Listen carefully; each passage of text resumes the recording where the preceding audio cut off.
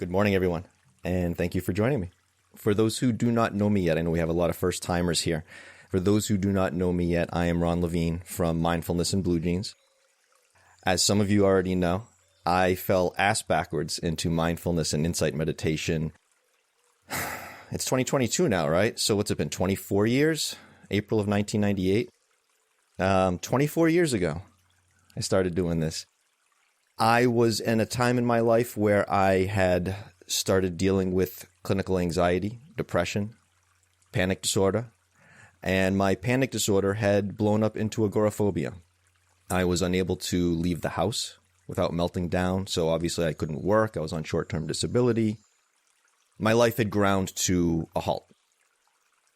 And I was fortunate enough to be paired up with a psychologist who even back then was already several decades deep into practicing and teaching mindfulness and insight meditation. And he gave me some of these techniques as a way of working through my issues. I was not impressed with his suggestion. My feeling was, hey, my life has stopped. I can't work. I can't go out. I can't go past my front door. I can't do anything. And here's this guy saying to me, oh, why don't we watch the breathing for a while, see what happens?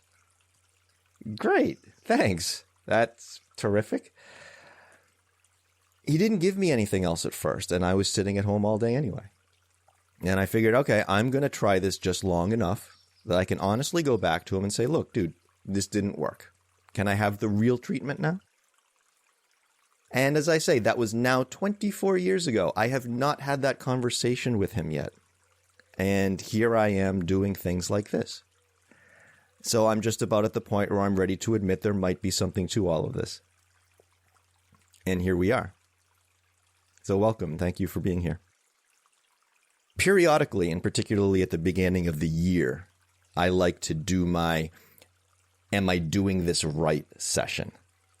An introduction to mindfulness, insight meditation, what the hell all this is, right? We're going to cover what we're not doing as part of a mindfulness and insight meditation practice. We're going to cover what we are doing, and we're going to cover how we're going about it. I'm going to move fairly quickly because there's a lot to cover. We're not even going to scratch the surface of what there really is in this rich practice. So I'm going to be throwing a lot at you. The point is not, if you are brand new to this, the point is not to catch every little nuance of what I'm saying.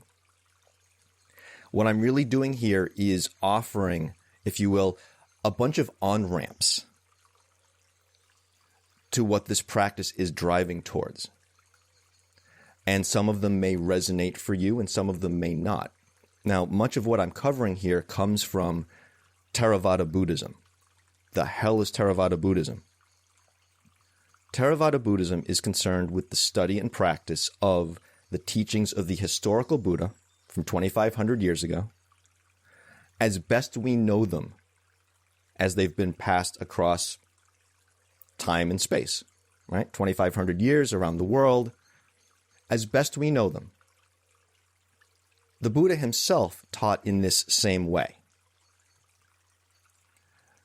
You could spend years, a lifetime, studying all of the Buddha's teachings and their complexity and nuance and how comprehensive they are, but you don't have to do that. He didn't try to instill in everyone who came to him the entirety of his teachings. There are numerous on-ramps, and depending on who his audience was, he would share what seemed most appropriate for them, what would most resonate for them in their lives at that time. And they could take that and follow that all the way to the end. It's kind of what we're doing here. So if some things resonate and some things don't, as we like to say, take the best and leave the rest. Okay? This is about your experience, your practice. So with that said, let's dispel a few myths about mindfulness and insight meditation right out of the gate. Let's talk about what we're not doing. Consider for a moment that at any given instant, including this one. We are experiencing countless sensations from both inside and outside of the body.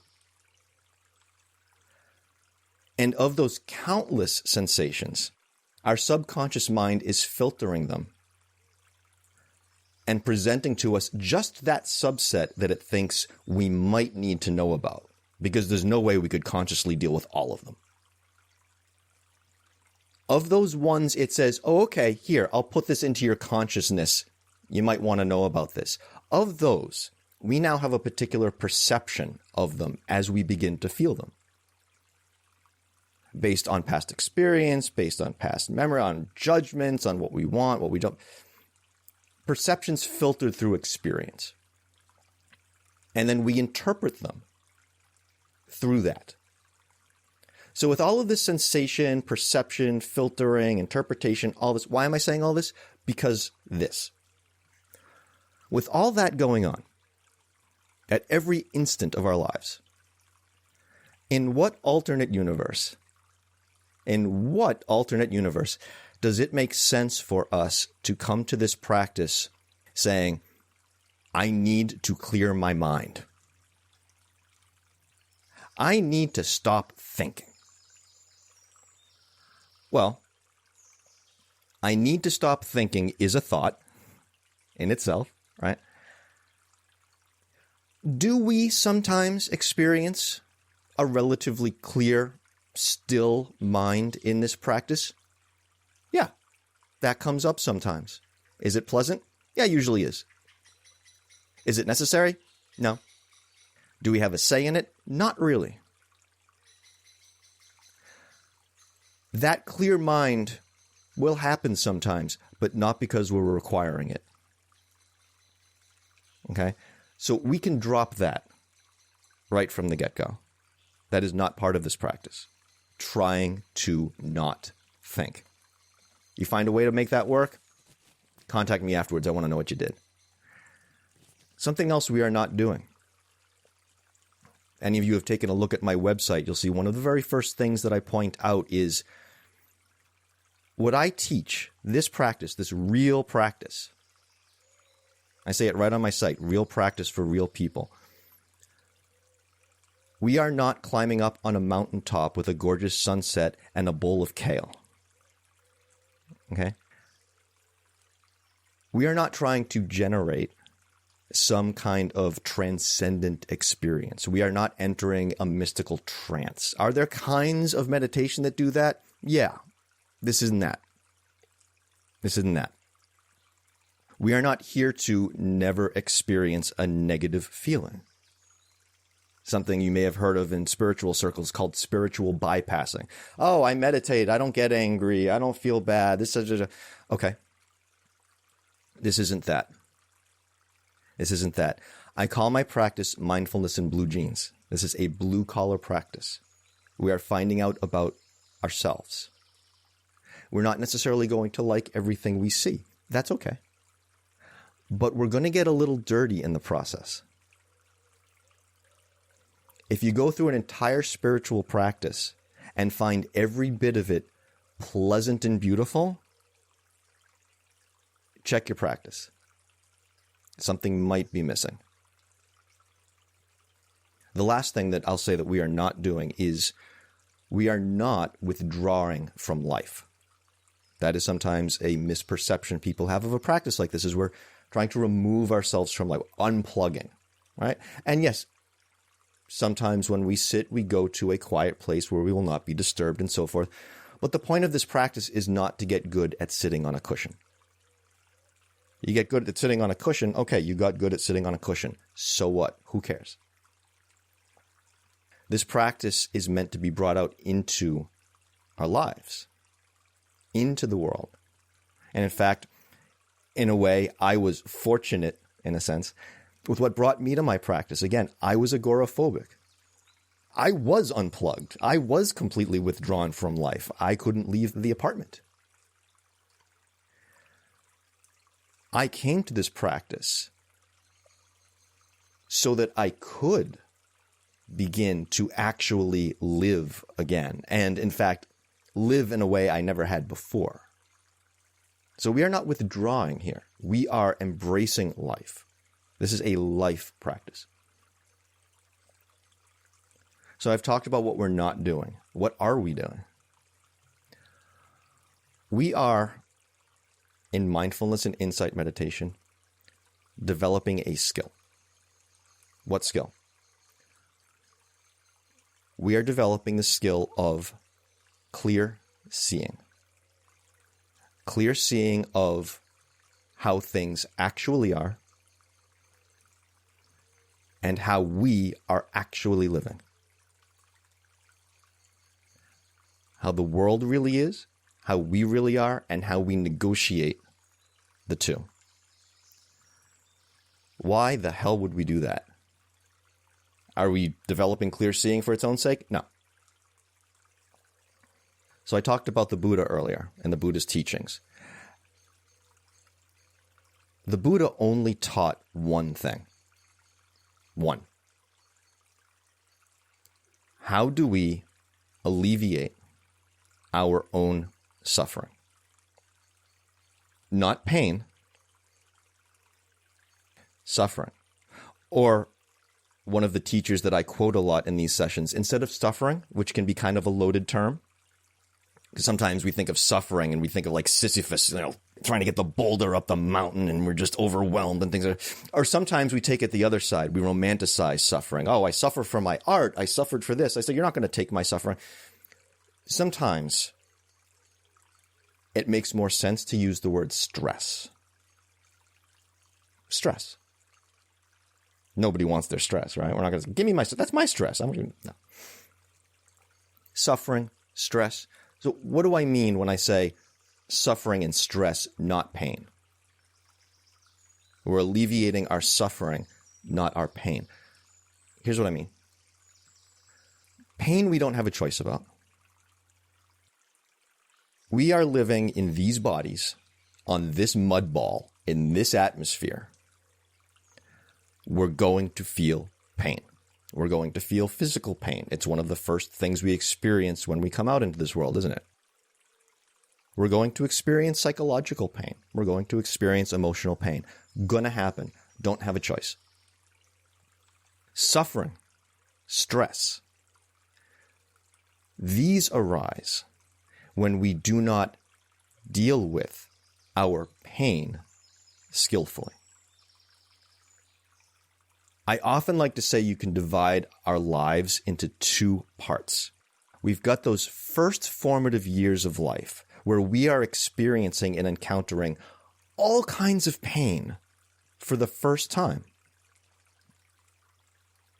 And what do? Well, we throw a lot of shit at the wall trying to figure out how to make each kind of pain stop or at least decrease.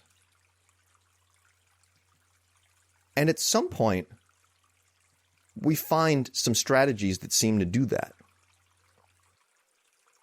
And we don't really stop to ask if they're sustainable, if they're skillful, if they're really the best way to go. Because we're what? 2, 3, 4, 5 years old? Just make the damn pain stop, right? So we find these coping mechanisms, these strategies to deal with pain. And once we find one or two of them, oh, that works? Hell yeah. Give me more of that. Keep doing that.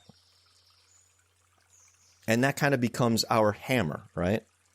Anytime, the pain of a nail comes up, we hit it with a hammer. Well, what if our pain isn't a nail and it's something that a hammer is not appropriate for? Doesn't matter. We have our fucking hammer, right? And we're going to hit that thing. And if it doesn't work, what are we going to do? We're going to hit it harder. So we develop and ingrain these coping strategies for dealing with pain. And so I like to say we have these two parts of our lives. We have the early part where we develop these coping strategies. And then we have the rest of our lives where we deal with the fallout of using those coping strategies. All right? Because usually the ones we come up with first aren't sustainable, cause other issues. But now they're habitual. clear seeing helps us penetrate through that. Begin to see how we are actually living. Thought, speech, action. So there are a couple of things that I want to say about this practice before we get into the, well, how the hell are we doing this? Okay. The first thing is this. The same way I said stress instead of suffering, there's another word I often like to use instead of pain. Works for me, may not work for you. Discomfort. To me, the thought of discomfort is more manageable. I had an experience when I was in college, and some of you have heard this story.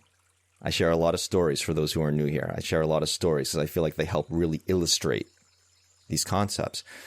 And when I was in college, this was several years before I started my practice. This was in my, the clinical anxiety and depression came out of years of denial and distraction about a trauma that I had had. And this was still during that time when I was engaging in those dysfunctional coping strategies, right? I had a teacher in a sociology course who gave us the assignment of going to an AA meeting to report on it. I'd never been to an AA meeting. A lot of other people in the room had never been to an AA meeting, and felt very uncomfortable about it. What we're allowed to, that's invasion. Like, of course, she'd been teaching this class for years, and she knew that what was coming. And she looks at us and she says, the meetings that you'll be going to are open to the public. You're allowed to be there. And I understand that some of you, even in light of that, may feel uncomfortable with this. And my blood pressure went down a little bit. I'm like, oh, okay, she's going to give us an alternate if we feel uncomfortable. She's like, some of you may feel uncomfortable with this. That's absolutely fine. You may feel uncomfortable, and it's your right to. What? So she made it damn clear that we were going to do the assignment anyway. But that was really interesting to me. You may feel uncomfortable with this. That's fine. That's fine. I'm in college. I'm like 22, 23. Never had anyone put it to me quite like that before. Wait, you mean discomfort's okay? Holy shit. Never thought about it that way before. That's one of the things that we do in this practice is we learn how to skillfully approach discomfort and recognize that uncomfortable does not necessarily mean unsafe. Now, with that said, we are still taking a compassionate approach to this practice. What do I mean by that? The first insight I ever had in my practice was, if you fight yourself, you've already lost. That was the first thing I saw when I started practicing, because I'd spent almost a decade fighting myself. Essentially fighting against my body and mind to not panic, which was, of course, causing panic, right? Exactly one of the cycles that we unravel in a practice like this. So we don't fight with ourselves. We are making space for ourselves. We are taking a compassionate approach, because fighting with ourselves doesn't work. It's like I said earlier, we're not trying to clear our minds. We're not trying to stop thinking. We are simply opening up to it. I like to say that this practice will give you everything if you ask nothing of it. Is that easy to do? No. I mean, we all have a reason for being here, right? That's why it's a practice. Like I said, we're developing a skill. One other thing to keep in mind about the compassionate part of this is I do want to address this because it comes up a lot in spiritual circles. The notion of the only way out is through. If you're here listening to me right now, it's probably because you're going through something. And a lot of times you'll hear people say, well, the only way out is through. And yeah, Yeah, okay. Most of the time, I'll agree with that. But I like to add something to that. The only way out may be through, but you don't have to do it all at once. In fact, it may not be healthy to do it all at once. As my own teacher likes to say, don't make yourself sick getting healthy. Okay? Again, compassion. This is often a 3 steps forward, 2 steps back affair. That's fine. It's fine. Mine has been that way for almost a quarter of a century. So let's get to what we're actually doing, right? Or how we're doing this.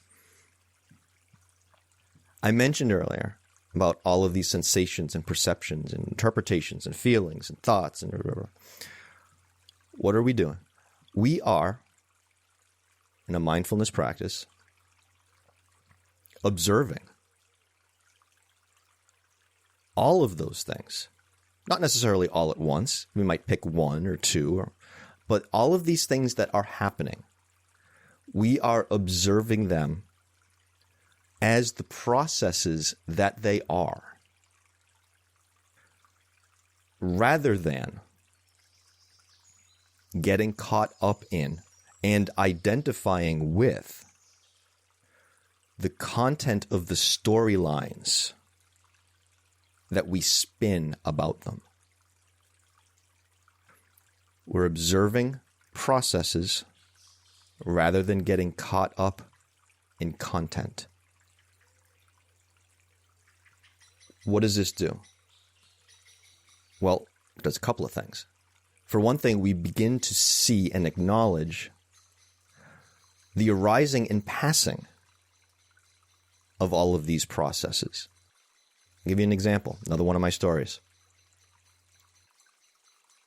When I first started seeing the psychologist who got me started, one of the things that he said to me was, well, if you didn't have agoraphobia and this panic, what would you do right now? I said, well, I'd probably go to Harvard Square. This was the 90s. Harvard Square was still cool back then. I miss the old Harvard Square. And he says to me, well, why don't you go to Harvard Square? I said, well, duh. I'd have a panic attack. It's like, I understand. Extremely uncomfortable and scary experience. Not discounting that. Not minimizing that. But then what? Then what? What the hell you mean? That I just said, panic attack. Hello? Panic attack. Understood. But then what? And he just sat there and he just shut up. And he was going to make me talk next. And eventually, based on previous experience of the past 8 years, I had to say to him, well, I mean, at some point it would end. He's like, yeah. And it was very interesting, the shift that happened there. And I still remember this. I went from, I will have a panic attack, and then, of course, froze on that image of me in the middle of the public with the, freaking, and that became the frozen image I was stuck with, right? That end of story. Bang. Done. This is forever, right? Went from, I will have a panic attack, to it will end. This acknowledgement, not just that it's a process. It's not me. It's a process that, like anything else, is impermanent. When we engage with this kind of what's sometimes called a choiceless awareness, sometimes you'll hear the phrase bare attention, which is a little more controversial, but that's a story for another day. When we engage with this kind of choiceless awareness, where anything is allowed to come up and be, and process, arise, pass, this does a couple of things. First off, we are engaging in what researchers call task mode thinking, which is exactly what it sounds like. It's the kind of thinking when we engage with some kind of task, a project. We're doing something focused with the mind. What's the opposite of task mode thinking? It's what they call default mode thinking, because it's our default. And what is that? That mental time travel horseshit we're doing most of the day. Imagining worst case scenarios, being depressed about the past and anxious about the future, all that shit, right? That's default mode thinking. When we are observing these processes as they are, we are engaging in task mode thinking. So we are getting out of that rumination. And in that process, we are seeing one of the truths that the Buddha himself taught about, which is this impermanence. We always picture that worst case scenario and figure that's when time's going to stop, right? Nothing in my life has ever been permanent, has ever lasted, but this is the one. This is the one. That worst case, that's the one that's going to stick around forever, and that's it, right? Not my experience. I've had the experience of thinking that. It's never panned out that way. So, merely bringing attention to this process is enough to change our experience of it. This is kind of like what they mean when they say the observer is the observed, right? We're observing, but we're changing as a result of the observation. It's a simple practice, but it is not easy. And often what is not easy is keeping it just that simple. Two other things I want to say, and then we'll sit for a bit. Okay? This is a powerful practice. It is not a forceful practice. What's the difference between power and force? With force, we are trying to exert control. That's what I'm talking about when we say, I have to clear my mind, I have to stop my thinking, I have to calm down, I have to do this, I have to do. How's that all working out for you? If we could just think that and make it happen, would any of us be here right now? No. I'd be off doing something else, and so would all of you. But it doesn't work that way. So what do? We set conditions for clear seeing and insight to arise. We can't say when or how they will do so, but they will be much more likely to do so and will do so with greater frequency if we set the right conditions. When we plant seeds, we plant them in fertile soil, plant them where they'll get sunlight. We water them. Skillful conditions.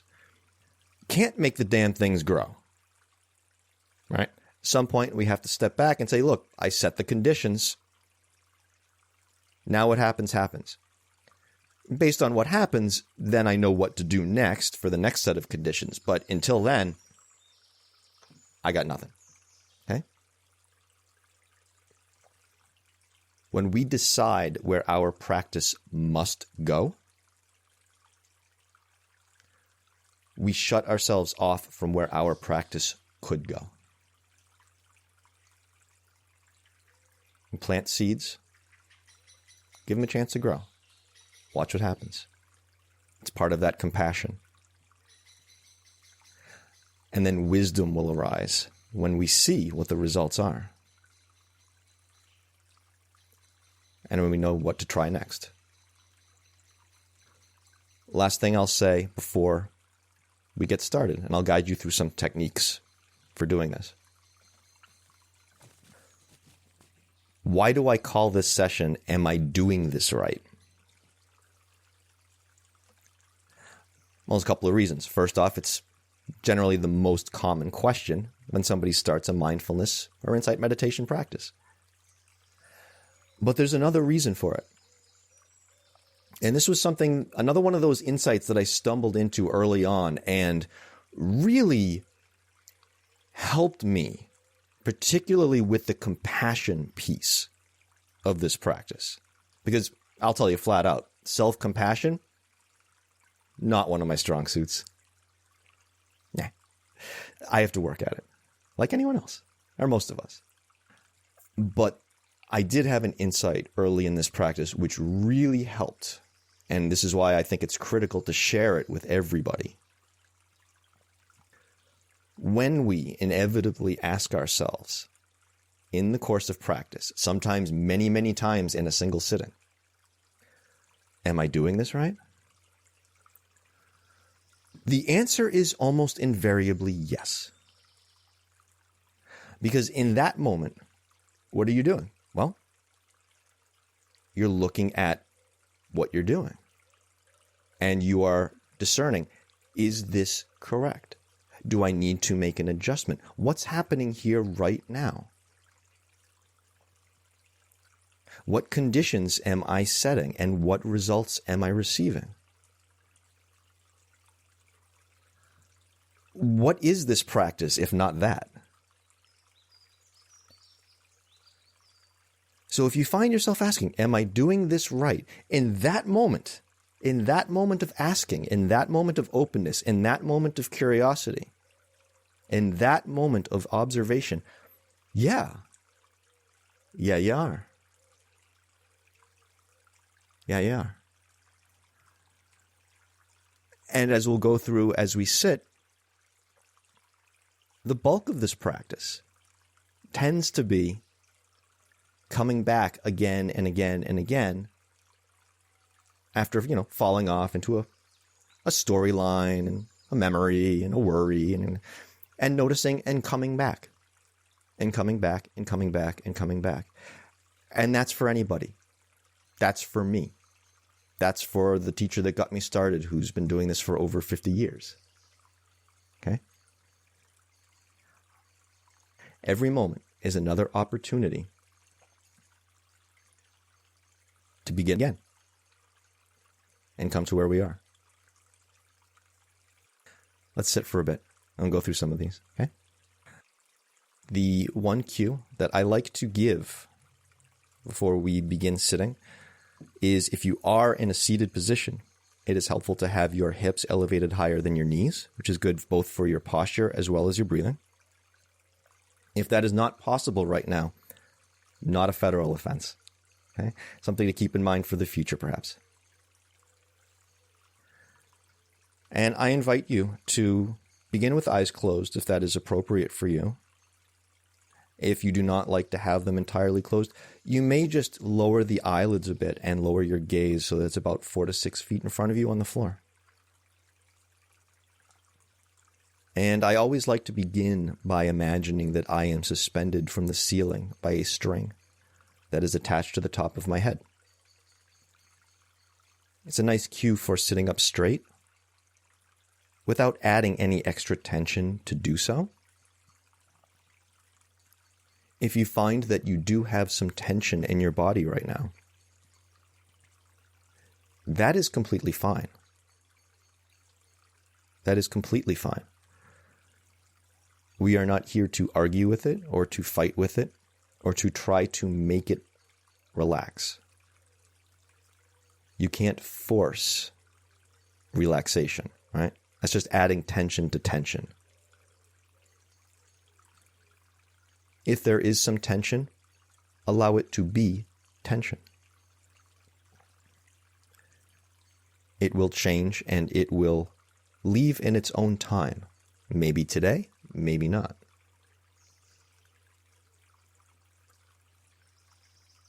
I also like to notice what is in contact with the floor or the chair.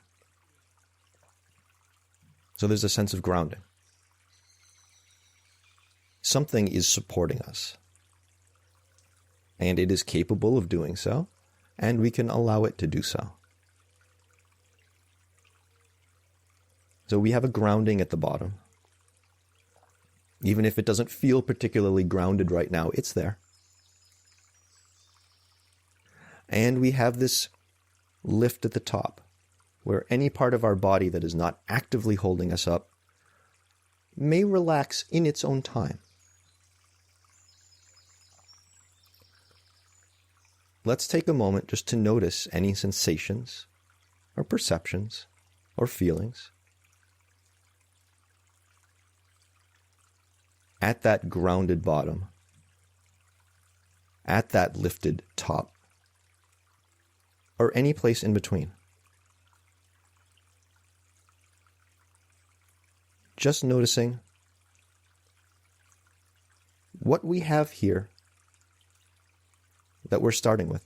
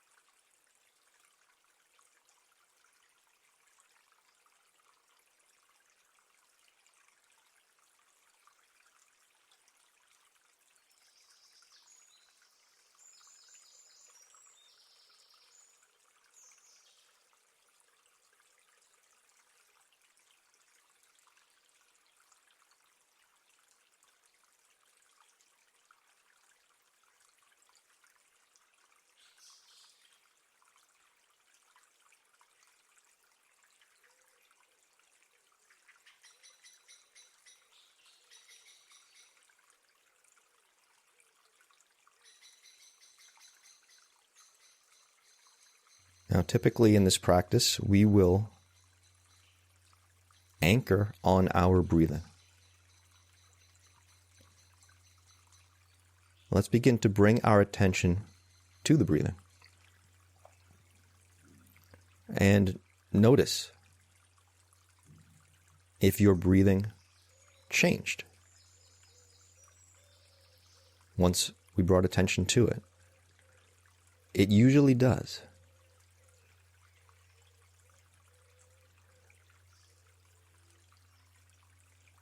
Now, we may think we need to have a meditative breath, right? Something long and deep and contemplative. Not here. Our meditative breath is simply the breath we are observing while we're meditating. My breath is rarely particularly deep and long and slow.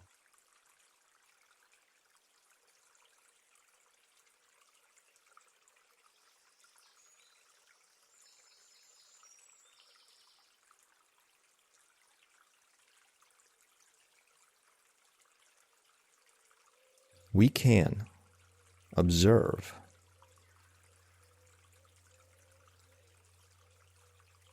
many of the characteristics that I was describing earlier simply in the breathing.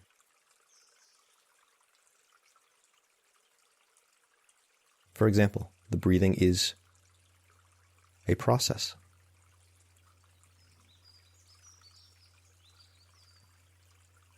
It is impermanent, inconstant, shifting, arising, changing, and passing.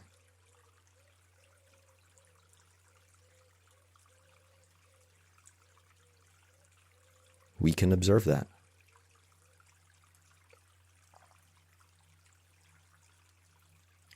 The breath is powerful. Keeps us alive, right? But it need not be forced. Our bodies don't need us to do anything to breathe. It knows how to breathe.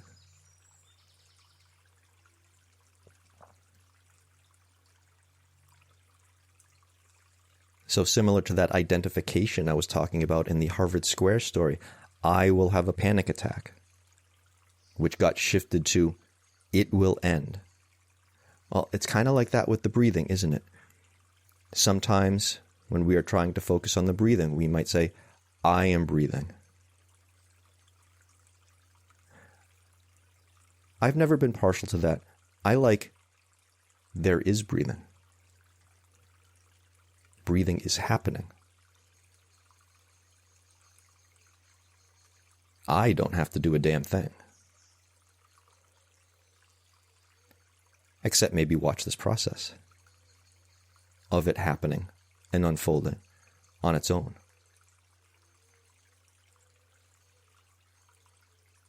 Like that plant I was talking about earlier. I'm setting the conditions of observation. The breathing. Well, I'm just watching that play out.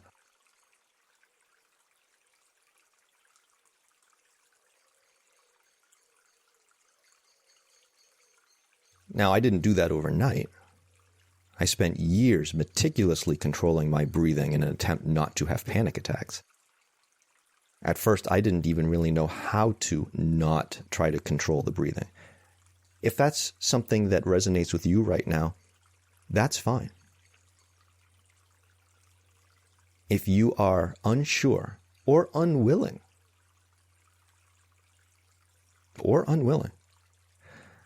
to relinquish control of the breathing right now, that's fine. You may observe that process. Right? We're not trying to control the controlling either. We're observing our experience as it is right now. Can we do that just with the breathing, however it is? Let's take a couple of minutes with that.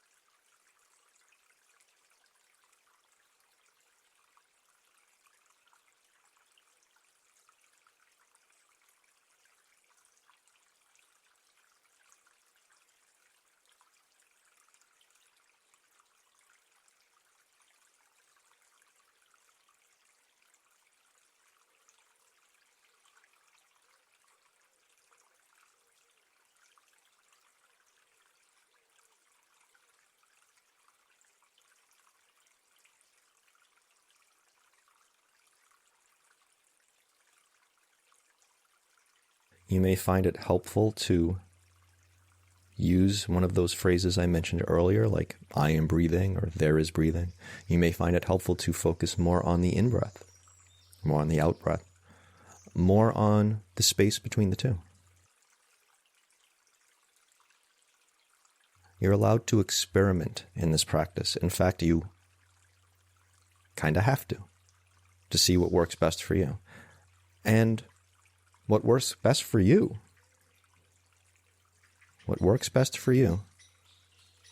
may change over time, or even within a single sitting session.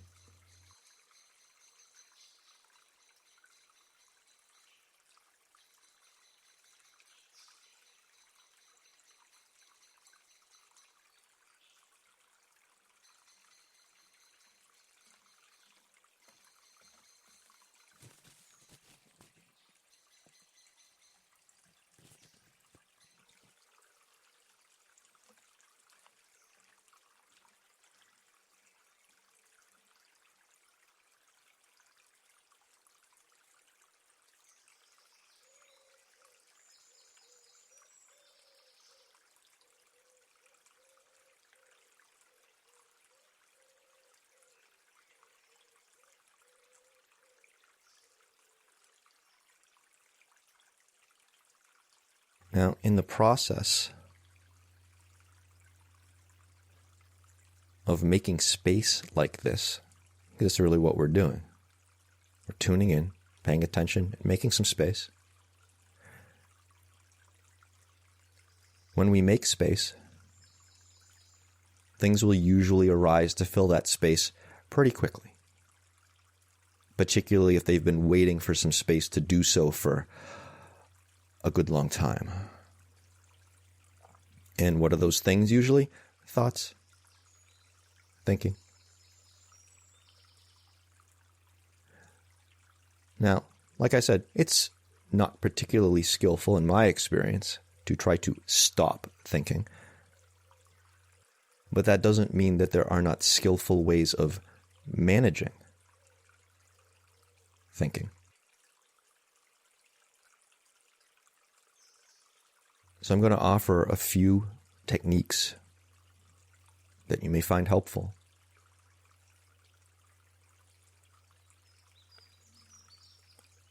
One that tends to be the most popular is the conveyor belt technique. And in this one, we can imagine that all of these thoughts that are coming up are going by us on a conveyor belt. And some of these thoughts are very attractive, very shiny. We want to go over and pick it up and hold it up to the light and shake it and check it out. And we don't have to do that right now. I guarantee you, every single thought on that conveyor belt will come around again. There will be ample opportunity to check it out. You have not missed your chance.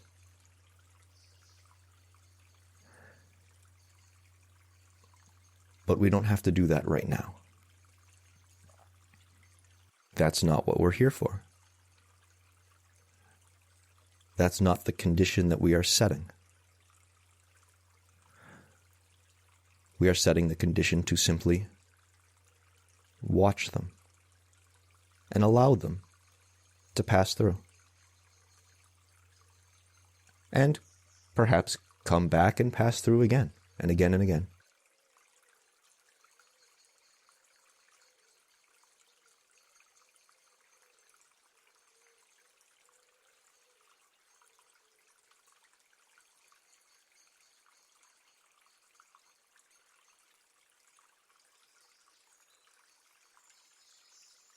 Another technique is the labeling technique,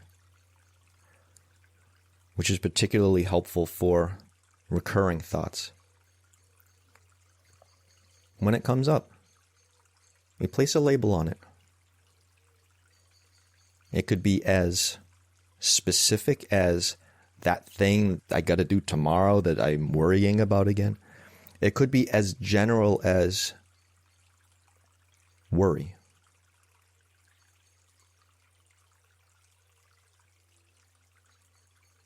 We have a label, and we just slap it on there. And every time it comes up, we just put that label on again. Again and again.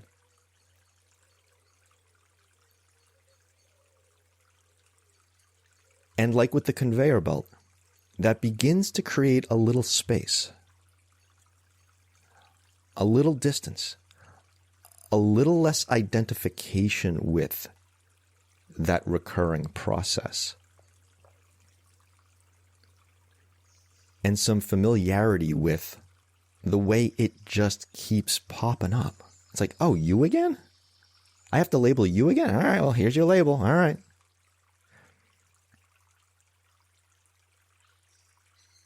It begins to take on this sort of jaded, been there, done that. Oh, all right. Again with this. Okay.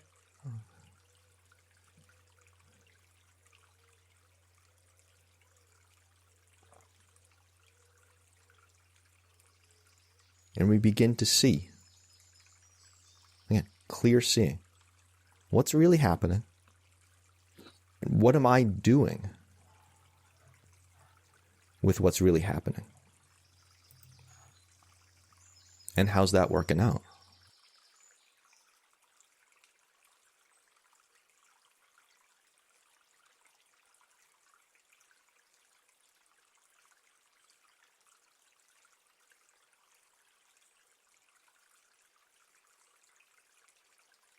if you're dealing with some kind of physical discomfort, same thing. Okay? I always thought of physical discomfort, whether it was actual pain or perhaps an itch. It's like this monolithic, static thing in my body. Just want it to get out. Stop. Go away. And just kind of shut yourself off from it. And when I started this practice, I was like, well, wait a minute. What's actually here? What if I move towards it instead of away from it? What if I stop arguing with it? And I found some really interesting things, like it's not monolithic. It's not static. There's movement, there's shifting, there's energy, there's pulsation, there's increasing and decreasing of intensity. There have been times in my practice when I have felt a particular discomfort somewhere that I've tried to really zoom in my attention on it to the point where I could pinpoint exactly where it was located and found I could not. It just kept moving. Every time I thought I was looking right at it, it went somewhere else. It's almost like those little floaty eye bubble things, right? You can never look directly at them. You try and look at it, they move. I found that with physical pain. Amazing. Would never have known if I didn't make a little space, pay a little attention, and develop the clear seeing to realize it. And I found that to apply to thought process, feeling process. They all kind of follow that same pattern.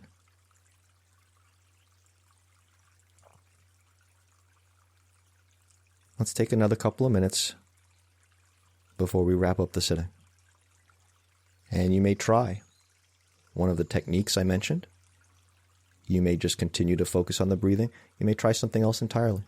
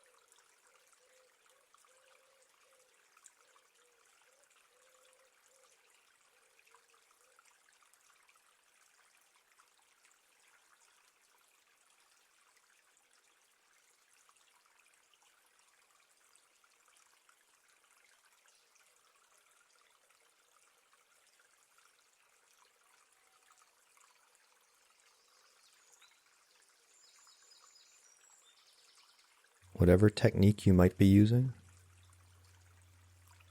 if any, always, beneath it, behind it, all around it, there is breathing.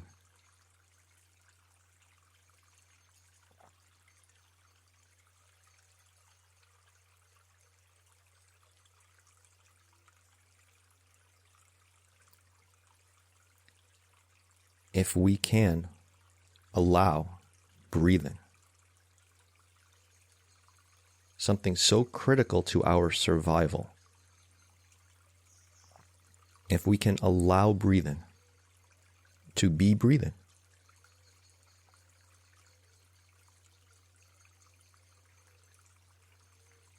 we naturally over time, with practice, begin to allow other things to be as they are.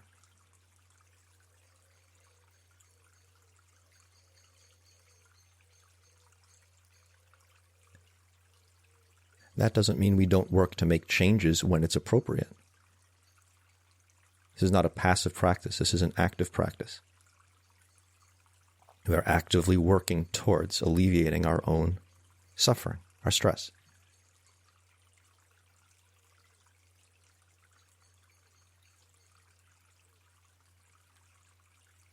So we're developing the clear seeing, the discernment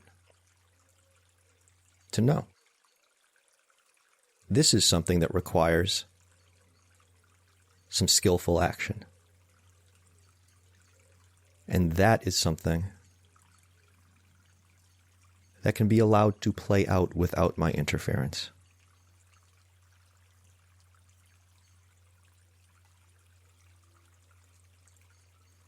Even if there's an unskillful voice that wants to interfere, right? Clear seeing. We know the difference.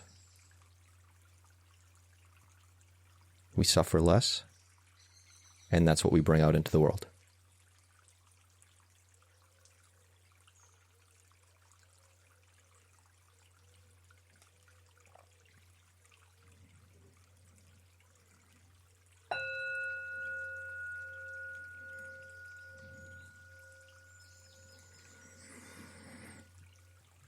These free sessions are supported by one-on-one sessions that I do with folks who are working through things right now in their lives where they'd like to see how this practice may be able to help them the way it has helped me and so many others.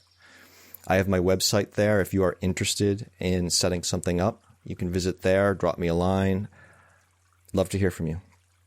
I also have my YouTube channel there. You're welcome to subscribe there. And every week or two, I put up some of my recorded sessions that I have out on Insight Timer and some other places, as well as these sessions. And I also have my Patreon page there as well, where I have a lot of these same sessions. With that said, I think we can move to some discussion, some Q&A. Hey, Mike. Hey, Ron. Thank you. I actually got to get going in a few minutes, but didn't really have too much other than just to say, started listening to your stuff a few years ago on Insight Timer, started joining these groups toward the end of last year. And just thank you again for doing these. And it's been great, and really look forward to working with you and being part of this community going forward this year. So. Cheers. Thanks very much, man. I appreciate that. And it's great having you with us. And did you lose a lot of weight around your face area? Yes, the beard is gone. That was my experiment. I grew the beard for 1 year. Started January 1st. Oh, no kidding. Grew it for 1 complete year. Had some fun with it. I did a couple Santa Claus events. Put some white into it. Not that it didn't have a little white already. And then my wife was going to divorce me if I shaved the beard. So Good decision. Exactly. You did the right thing. Awesome. Thanks so much, man. Happy New Year, my friend. Cheers. Jackie. Hi. Hi.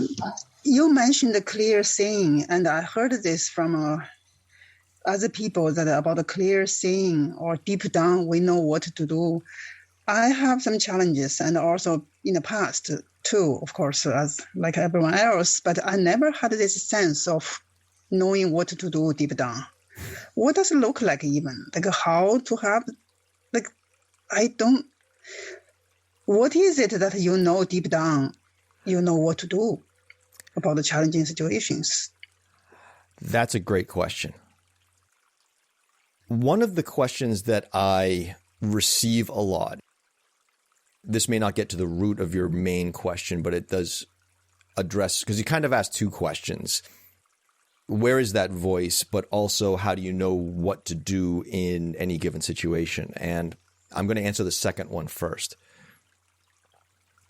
one of the questions I get a lot is precisely that. How do I know what is the skillful thing? And I should say, I have a tendency after practicing for so long to use a lot of terms, kind of take them for granted. I don't know if I said specifically what is meant by skillful. When I say that, I mean it in the Buddhist sense, which is this causing more suffering or alleviating my suffering? Or again, stress. Skillful means not creating more suffering. So people may say to me, well, okay, how do I know what is the skillful thing to do in any given situation? And the answer is, well, in advance, you don't. There is no grand book that somebody's bringing down a mountain that says, in this situation, obviously that's impossible. That drives home the point of why this needs to be a regular practice. The analogy I often draw is if you're like you don't go into an Olympic weightlifting competition without having been visiting the gym an awful lot, right? You look at someone like me, I'm not going to the Olympics and lifting any freaking weights that's going to win me any medals, okay? As we practice regularly, it becomes kind of like I was talking about before, where we have these well-intentioned but dysfunctional coping mechanisms that we develop early in life, or sometimes later in life, right? And they become ingrained. They become habitual. Well, so can this practice. And that's the idea. As we ingrain this practice and it becomes habitual and really seeps into not just our conscious mind, but our subconscious mind, which happens. I have practiced in dreams before, not lucid dreams where I knew I was dreaming and was like, let me try meditation. I've had dreams I did not realize I was dreaming, but I began practicing meditation because it's a habit. So it has seeped into my subconscious.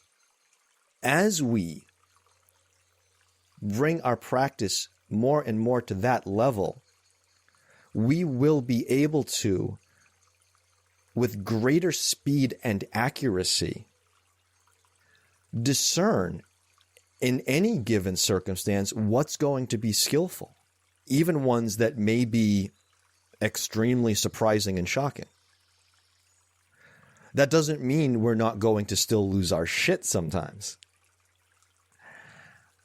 But we become better and better. I think of it as a half-life sometimes. We never necessarily get quite to the end. That's not really the point. Okay? That's why I don't worry about enlightenment. You know, the quickest way to never get to enlightenment is to be worried about being enlightened, right? Who cares about... I came to this practice not because I wanted enlightenment. I came to this practice so I could get out of the fucking house. That was enough. Okay? That was enough. Am I making my life better right now? That's what matters. So this leads me into the answer to your other question. How do I find that voice? I can relay you my experience, which of course is all I have to offer. In my experience, that voice is always there. The reason we don't hear it is because of the mountain of shit we lay on top of it. And the good news is the remedy that I have found for that is the same remedy I just described for the other question. In the course of this practice, we do develop a stillness, a quietness. Not because we're demanding it or trying to force it, but because we're doing, in a sense, the opposite. What we just did in this practice, which was to make space for that shit, which is allowed to be here and is a good thing because it ain't leaving anyway. It ain't leaving until we give it the opportunity to say what it's here to say. As we develop the capacity to allow that, then some of those things begin to unravel. And once they've had a chance to say their piece, now they can chill out a little bit. And now that mountain gets a little bit smaller and a little bit smaller and a little bit smaller.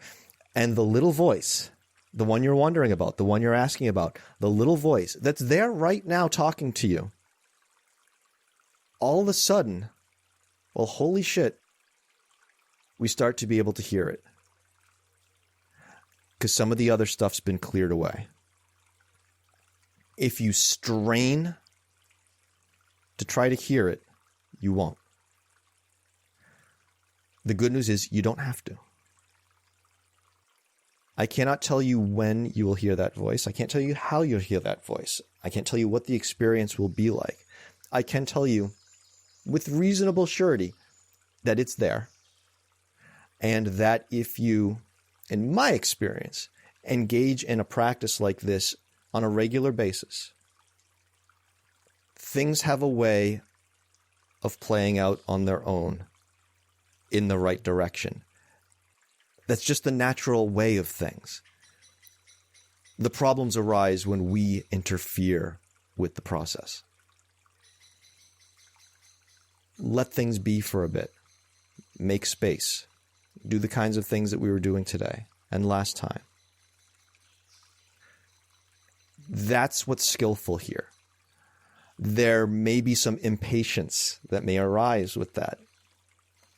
That's also observable. That's also okay. That can be part of your practice. I hope that helps. Yes, thank you. How about if I'm so gripped with fear, I can't even practice? What should I do instead? Like I can't even, because the worry, the fear that I can't handle what's coming. It's just too much it's not just impatience, it's just feel too big. So what should I do instead? I just kind of sit. Great question. There's a couple of things. This is one of those times where it's like you may have to discern which way to go because there are multiple options. You may choose to simply sit with the fear. However, even that may not be appropriate. There are times when it may be more appropriate to go do something else. This is not one of those things where I'm going to stand over you and say, you must meditate all the things away. That's not how this works. If you are in a place where meditation itself has crossed the line from, okay, this is no longer just discomfort to work with. I'm freaking the fuck out, okay? Go do something else. Put it down. Go have that glass of wine if you need to. Get some physical exercise. That's one of the things that I often turn to when I'm, I still have the time. I'm not standing here like I'm, separate from all of you. Like, hey, I made it to the other side and here's how you get there. Dude, I'm still here with you, I'm still the same guy who couldn't leave his house 24 years ago. I've just been doing this a long time. I feel it too. And I turn to other things sometimes. I mean, the practice for me has become so ingrained that even when I'm doing those things, I'm still practicing with them. It's just off the cushion practice. But that's why I have a regular yoga practice. Physical movement is crucial for emotional movement. I'll hop on a treadmill. I'll play music. Try and get into a different headspace, if you will. That's allowed. That's allowed. This is your practice. Only you know what's right for you at any given time. As the Buddha himself said over and over again, don't take my word for anything. This is what I found to work. You have to try it. And you have to figure out for yourself what works best for you at any given time. You have to experiment. You have to experiment. Be creative. Try different things. With or without the practice. Again, you can do any of the things I've been talking about while still meditating. It's simply observing what is happening and what you're bringing to the process, what you're adding to the process how that's working out for you. And based on that, what could maybe use some adjustment? Or if it's working well, okay, how do I maintain this? We could discuss this separately if you want to get more deeply into this. But for now, I should keep it there. And I hope that helps you for now. Thank you very much. It's great to hear your perspective. You walk the talk. Thank you. Awesome. Thank you, Jackie. Cheers. Hi, Laura. Yes, I see your hand. Hi, Ron. Hey. Good to see you again. Good to see you. Actually, my son and I went down to do one of your in-person classes back in 2019. I remember you. In Watertown. Yes. Yeah. Yeah. Awesome. Yeah. So good to see you. And I try to log on when I can. Simple question, and it's okay to laugh at me, but how do we know it's working? Because since 2019, I've been on again, off again, on again, off again. There are many times when I practice every day, and then I'm like, oh, it's not doing any good. I'm just going to, and then I forget about it and I stop. Some recommendations on how to recognize, I'm sure, subtle changes initially and what to look for so that we know to continue on. Great question. I have a question for you. What would happen if you didn't know? Well, I think my issue is that I stopped practicing.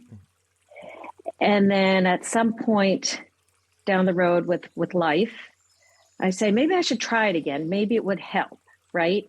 But I didn't, journal during that time to know, well, wait a minute, during that time, meditation was a component to making me feel better. I don't have the insight to go back there and say that was helping.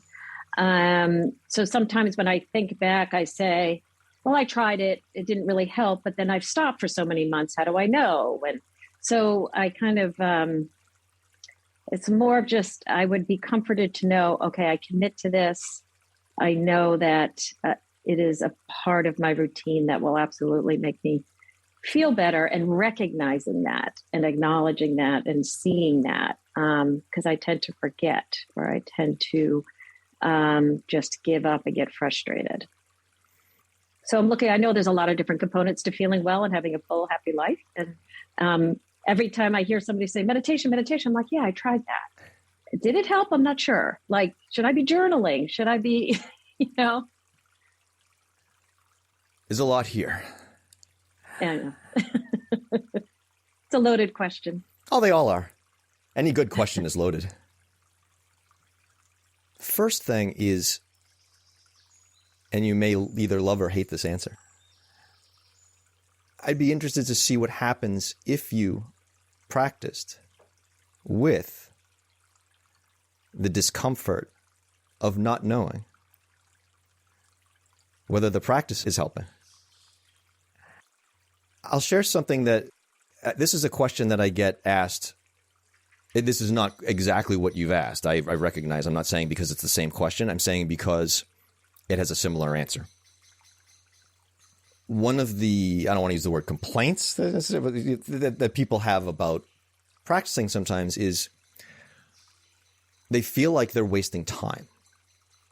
Not necessarily that meditation is a waste of time in itself, but they could be spending the time getting some other shit done, right? And this creates quite a bit of discomfort. And my response to that is always the same, and this is why I'm bringing it up, because I think it to some degree applies here. Not completely, but it's germane. I say to them, yes, you could get that other stuff done, and that would be productive, but not nearly as productive as taking some time to sort through why it is so difficult for you to simply sit for 20 minutes with yourself. It seems to me that in the long run, that's going to help alleviate some stress and suffering a lot more than cleaning the bathroom, which is going to get cleaned anyway. This practice is about observing what is coming up and how we are relating to it. What you're describing is just such a process. For better or for worse, I can't tell you what for you is going to be a sign that you're, in the spirit of this session, doing it right. Obviously, if you're going out and killing people and doing it, okay, maybe you don't have the strongest practice, but it's kind of like you're asking for a road sign. Like, all right, how do I know I'm on the right road? How do I know I'm getting something out of this? How am I getting some return on my investment here?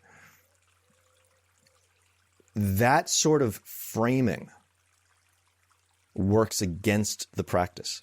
That's I'm going to do this in order to get that, which of course we're doing that. I came to this practice with a whole laundry list of things I needed to get through. So of course we're doing that. But part of this is recognizing that we are coming to the practice with an agenda, but also recognizing that the agenda in itself short circuits exactly what we came to the practice to receive. It's a bitch of a paradox and requires, as you're discovering, work.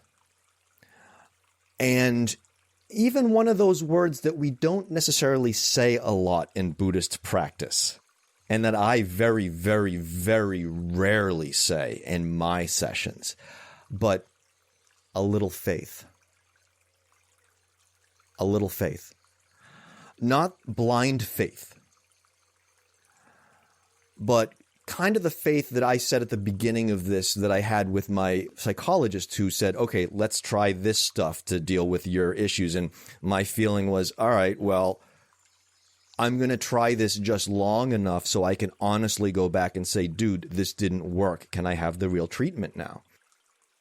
That was a form of faith. Like, I didn't just outright say to him, dude, fuck you, I said, all right, I got nothing else. Let me give this an honest shot. And I'm not saying that you haven't. You've obviously tried it several times. I would say take it a step or two further than where you've been stopping. What happens if you practice with the discomfort of not having that answer, not having that road sign, and see what unfolds there? I'm short enough. Oh, good Lord, I'm actually out of time, but I have another story that I don't have time to tell now, but I'm just going to give you the punchline. And if you've been in any of the recent sessions I've mentioned, which is stay in the don't know. Okay? Stay in the don't know. That's the only place you're going to find something new. This is one of those things we could talk more offline if you wanted to follow up. The funny thing is what you're describing is you're on the precipice of something new. Go into it. Go into it. If there isn't a sign, well, then you're going to have to go further into it to find out if it's the right path or not. I would strongly encourage doing that. Thank you. I really appreciate that. Cheers. Thank you for your thoughtful response. Thank you. Thank you. This is a great question. We are over. I want to respect people's time. If we do have another question, I can take one more. I have a comment or a question related to Laura's question. Sure. So my question to Laura would be, what brings you to wanting to do meditation? Is it, stress in your life? You're coming to it for something. And then do you get something out of it, not realizing it? And you've kind of passed that speed bump, in the road, and you stop. Is it a need that brings you there? You get what you want and then drop off. I think it's more of a larger scope, a larger question where overall, less stress, less codependency in my life, less, a lot of different things going on. Just want to be a little more content in my skin, which is a lot of times I am, but more of it. And I think it's the bigger picture. I'm not going there to solve this one little problem. It's sort of like overall, I know I'm not going to have a perfect life and perfect day every day, but I think that's why it's hard for me to measure. And it's very, Western world, a personality type, of me to say, okay, I want results driven, right? I'm going to do this. Absolutely. When I do my 15-minute meditation, I want to stop and say, okay, what did I just fix? Which is not the case. So it's sort of like, how long does this take to just sort of create a little better feeling in my world of stress? And I think somebody mentioned, I think in the chat, it's like some of this stuff you can't measure. You really can't. It's very subjective, right? So that's generally why I come to meditation. It's a very broad reason. Okay. Thank you. I was just curious because sometimes I'm overwhelmed and I try to find something to, help alleviate my stress or try to ground myself. And then I get busy and I walk away. It's like, oh, thanks. But now I say, thanks, see you soon. That's good. So. Thank you, Peggy. I'm glad you brought that up. And Laura, I'll close with this. This is a trap that I have fallen into and can pretty well guarantee you I will fall into again, because we all do, which is the attempt to use the practice to meditate something away. I have a recorded session called Unlocking Acceptance, which is out on some of the places I linked before, and Insight Timer and so forth. And that session came out of a very shocking and difficult experience that I encountered a number of years ago. And on the day, or I think it was the day after it happened, I went to, every so often I'll go, pre-pandemic anyway, to the Cambridge Insight Meditation Center. And back in the day, I don't know if they still do this. They used to have, I think it was the fourth Friday of every month, they had like a 3 or 4 hour silent sitting. And the incident that had happened that set me off happened, it must have been on a Thursday, because I remember the next day I went, and I didn't normally do the Friday evening thing, but I did on that night. And I basically went, and even in the back of my mind as I was doing it, I knew there was a part of me like, I'm trying to meditate the pain away. I was trying to feel it all out, which is just another method of avoidance. It's like, instead of saying, I don't want to feel you, it's like, okay, I'm willing to feel you, hurry up and get the fuck out. It's like, it's the same thing. Same thing. And in the back of my mind, I had even, because at this point I'd been practicing like 17 years or some such. So like my insight has grown strong enough that even as I was doing it, I knew I was doing it. But I also at the same time knew that there were much, much worse things I could be doing. And I figured I'll just roll with this one. That is a classic thing where we run into, like what you were describing about starting and stopping and starting and stopping, is that and I'm not necessarily saying this is you, but I do hear it over and over and over again from folks where it's like, I did the meditation and then I stopped. Well, why'd you stop? Because everything was fine. Well, what happened now? Well, now things are terrible and I don't know how to deal with it. So I'm trying meditation again. It's like, okay, what if you had continued the practice while things were, and that's what we're doing here.